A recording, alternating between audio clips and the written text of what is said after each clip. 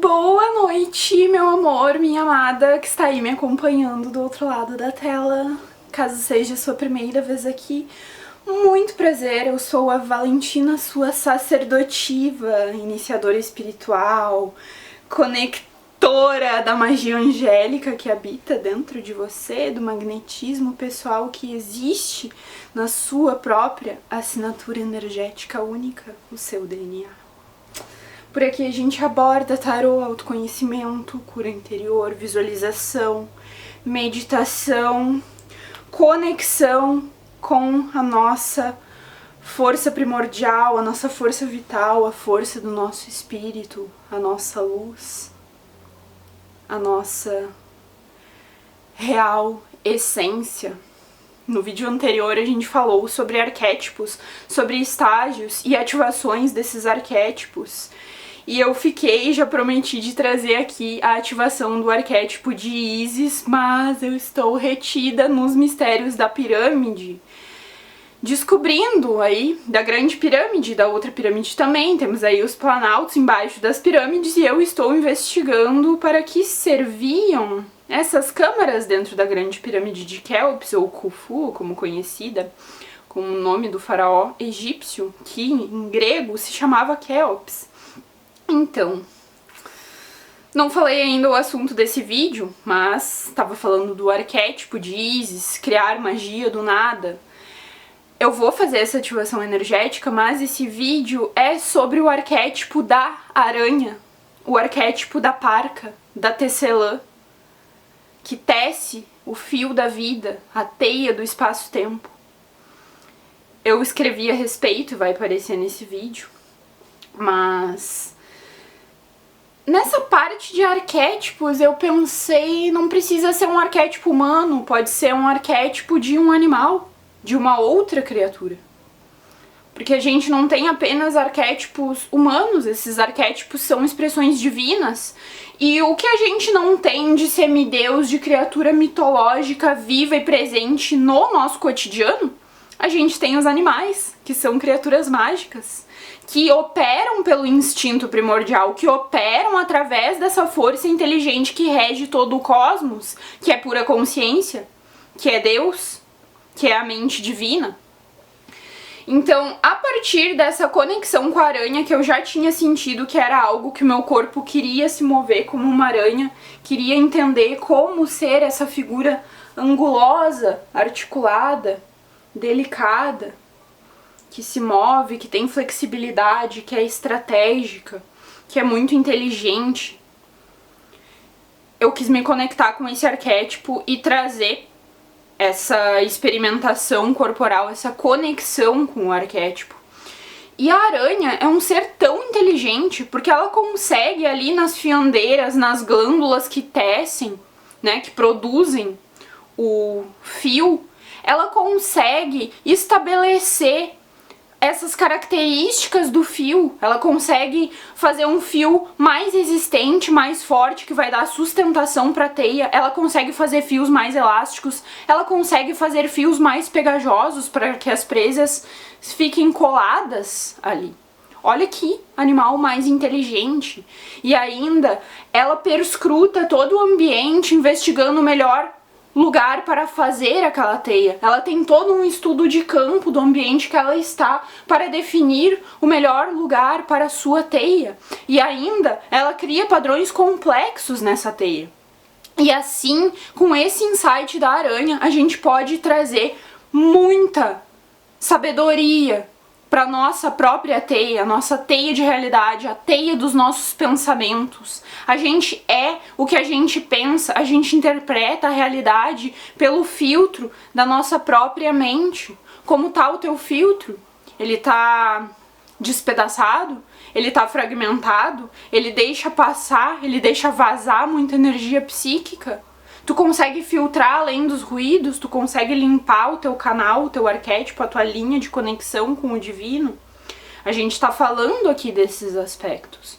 Perceba o quanto a nossa sintonização consciente com o arquétipo, a conexão e a ativação desse arquétipo pode trazer para a nossa vida de poder, de sabedoria, para que a gente possa se conduzir com cada vez mais intenção, com cada vez mais consciência e propósito na nossa vida, reformulando, remodelando os padrões que ficaram datados, os padrões que não nos servem mais, os padrões que nos puxam para baixo, os padrões que nos mantêm em ciclos negativos de aprisionamento, de crenças limitantes, de bloqueios, de escassez, de se sentir que não é o suficiente. Tudo isso pode ser remodelado. Quanto mais a gente escreve, quanto mais a gente visualiza essa teia, os padrões como um todo, mais a gente vai tomando consciência de onde a gente está repetindo padrões que não nos servem mais. E aí eu escrevi a respeito da aranha para trazer para vocês, junto com essa conexão, essa prática corporal de conexão com o arquétipo. E é algo que, para quem me acompanha há mais tempo, sabe que eu faço e estimulo muito, te motivo a fazer sempre, que é a parte dessa alquimia prática, que é o movimento, que é a visualização, que é a respiração, que é o som, que é a vocalização. Tudo isso são formas de tu se expressar, de tu colocar a energia que tá retida dentro de ti pra fora. Quanto mais tu expressa, quanto mais tu coloca ela pra fora de ti, mais tu abre o teu campo, mais tu tá removendo emoções e bloqueios que estavam ali estagnados no teu campo, liberando espaço de armazenamento no teu veículo pra receber cada vez mais luz, pra receber cada vez mais informação que vai te ser útil, que não é mais esses bloqueios, que não é mais dúvida, preocupação, medo, que é algo que não serve para nada, além de nos indicar onde precisamos nos superar, onde precisamos transpor, estender-nos além dos limites que antes nos eram conhecidos. Por isso que quando a gente está prestes a ter uma expansão, a gente contrai. Porque a gente fica com medo, a gente é apresentado, a gente fica ali frente a frente com os nossos medos, com os nossos bloqueios, com esse senso de não sou suficiente, com esse senso de que não sou capaz. Tudo isso vem à tona para que a gente olhe esses aspectos sombrios de frente e nutra esses aspectos, nutra essas partes de nós que ainda se sentem inseguras, que ainda se sentem impotentes, e aí a gente vai ali e faz essa nutrição, dá amor para aquelas partes de nós. Porque como que a gente combate o medo que faz a gente se contrair, se fechar? Com amor, a gente se abre, a gente expande o nosso chakra cardíaco. Lembra que aqui do nosso coração, que é o nosso portal, é o nosso centro que emana todo esse campo eletromagnético da nossa aura. E aura aqui tá ligado a esse globo de proteção, a esse portal energético que nos envolve. E nesse espaço, quanto maior é a nossa aura, maior é o nosso espaço de armazenamento. E espaço tá ligado ao termo akasha, registros akáshicos. Quanto mais espaço tu libera na tua aura, mais tu tem espaço para absorver esse conhecimento, absorver essa biblioteca akáshica, esses registros akáshicos, que nada mais são do que os registros de todo o cosmos, que é uma sabedoria atemporal, que não é datada, que ela é eterna. E daí tu vai acessando isso, tu vai atraindo pro teu campo. Por quê? Porque tu tirou os detritos da tua teia. Agora tu consegue visualizar os fios dentro de ti, o que é dentro é fora, tu visualiza a teia que existe em todo o espaço-tempo, em todo o cosmos. E aí, nessa meditação, nessa visualização que me veio ao me conectar com o arquétipo da aranha, eu falei sobre a aranha ter ali a teia dela. E daí tem certas aranhas que, quando elas sentem a presença de um predador, quando elas se sentem ameaçadas, elas pulam na teia e balança a teia, de modo a afastar os predadores, a causar um medo ali, né, pelo poder dela de estar ali pulando no trampolim. E a partir disso, estamos aqui com um quadro.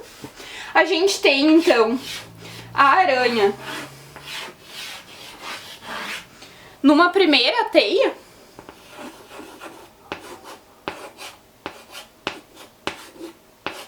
certo? Numa primeira teia. E aí, ela salta. Ela salta.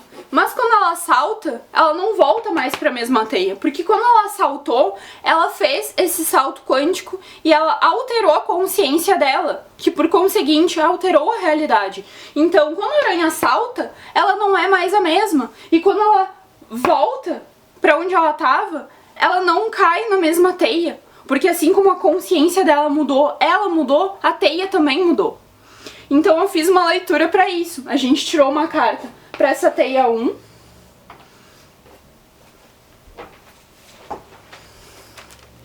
Aqui nos escritos. Uma carta para a teia 1. Uma carta para a aranha. Uma carta para o salto. Uma carta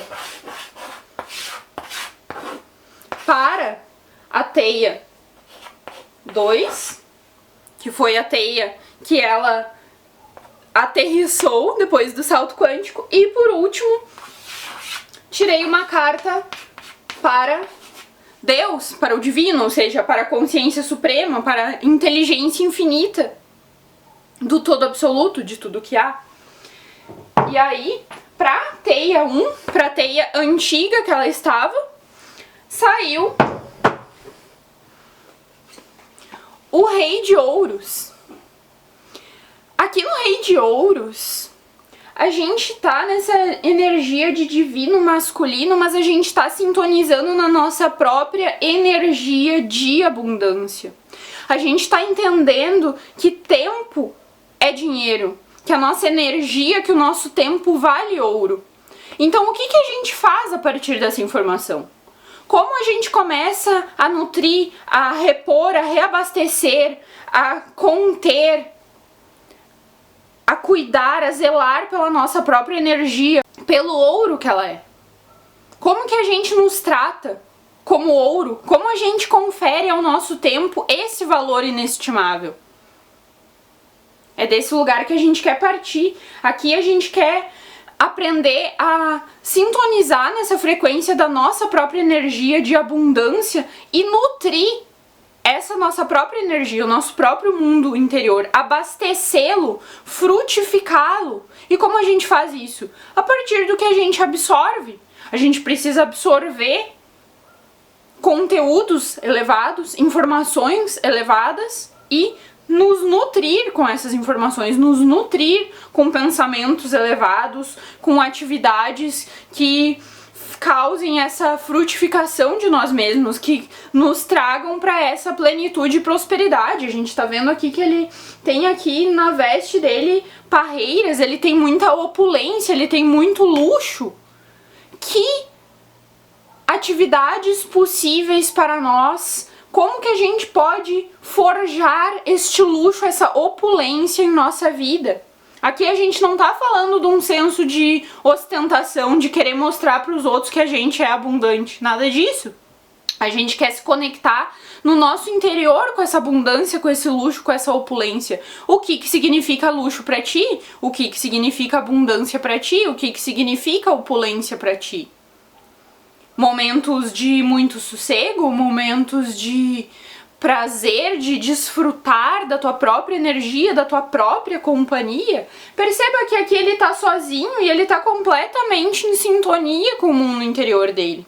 Perceba que o nosso luxo, a nossa abundância vem da gente estar completamente pleno na nossa própria energia, se sentindo seguro, se sentindo confiante, se sentindo rico, sentindo que não falta nada pra nós, porque tá tudo dentro de nós, a gente sente essa riqueza interior.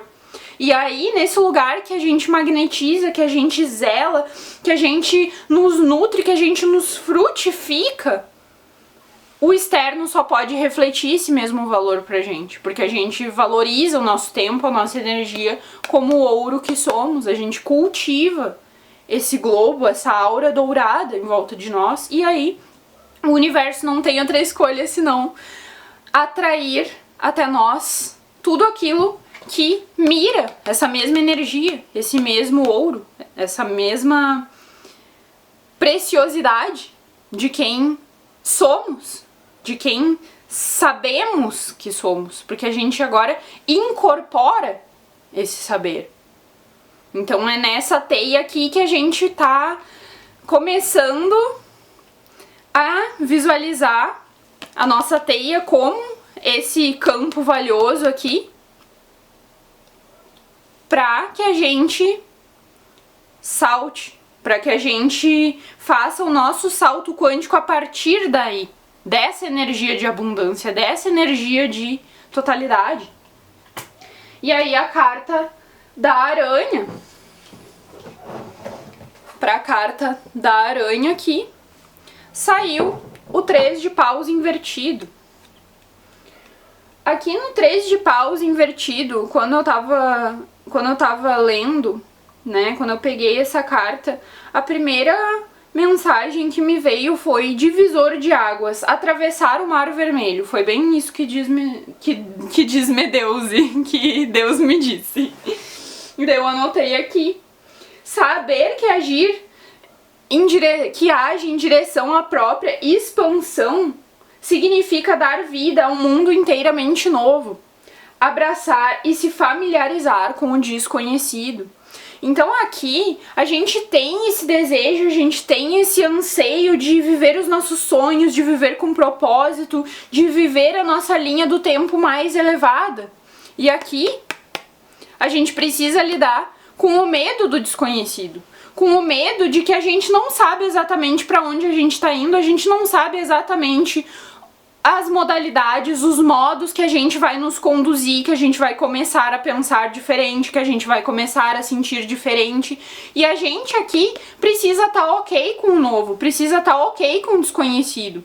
A gente não pode levar para uma nova teia os mesmos padrões, as mesmas repetições que estavam nos mantendo numa teia datada, numa teia obsoleta. Pra gente ter novos resultados, a gente precisa fazer diferente, a gente precisa estar aberto à mudança, a gente precisa ter essa flexibilidade de: nossa, eu estou aprendendo uma nova maneira de visualizar o mundo, eu estou aprendendo uma nova maneira de pensar, eu estou aprendendo uma nova maneira de sentir, eu estou aprendendo uma nova maneira de me conectar comigo mesmo, eu estou aprendendo uma nova maneira de me divertir, eu estou aprendendo uma nova maneira de trabalhar, eu estou aprendendo uma nova maneira de me conduzir no mundo com prazer e alegria.